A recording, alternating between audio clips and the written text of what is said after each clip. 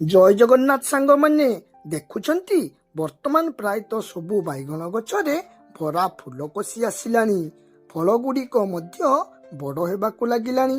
ଆଉ କିଛି ଦିନ ପରେ ଚୈତ୍ର ମାସ ଆରମ୍ଭ ହୋଇଯିବ।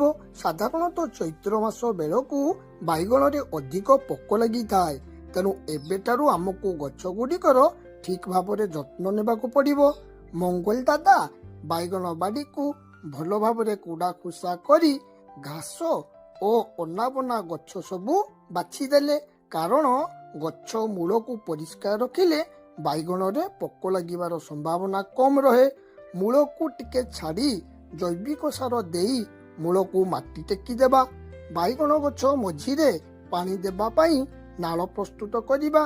ଏହିଭଳି ନାଳ ପ୍ରସ୍ତୁତ କରି ପାଣି ଦେଲେ ଗଛ ମୂଳରେ ପାଣି ନ ଜମି ପ୍ରତ୍ୟେକ ଗଛ ଠିକ ଭାବରେ ପାଣି ପାଇପାରିବ।